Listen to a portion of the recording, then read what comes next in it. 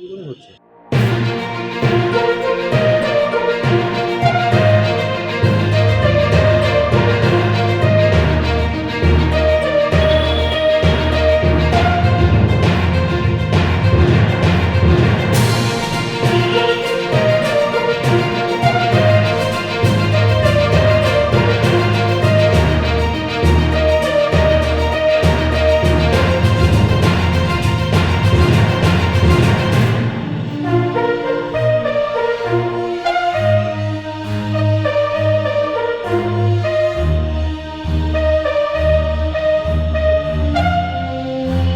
আমাদের অনেক দিন ধরে ঠেট দিচ্ছিল, আমার বাড়িতেও গেছিলো, গিয়ে ঠেট দিয়েছিল বন্ধুবান্ধবদের নিয়ে গিয়ে।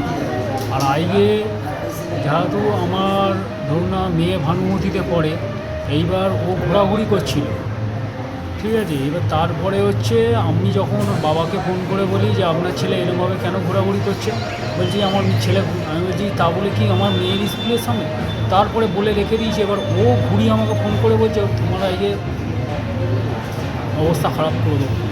কজন ছিল ওরা? ওরা 4 জন মতন ছিল।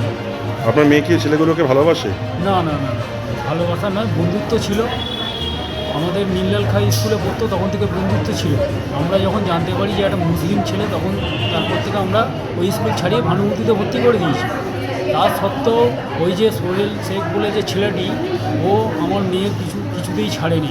সে বারবার ওর সঙ্গে ফোনে যোগাযোগ এই নিয়ে করছে। তারপর আমরা যখন সাবধান করি, তারপর আমাকে এসে আইয়ে মানে মার্ডার করতে, মানে এমন মেরেছে ওইখানে পুরো রক্তারক্তি। সে আপনি ওখানে গেলে বুঝতে পারবেন ওখানে লোকই বলবে। তারপর তো আমার হাওড়ায় নিয়ে এলো। আপনার নাম? ভোলানাথ চৌধুরী।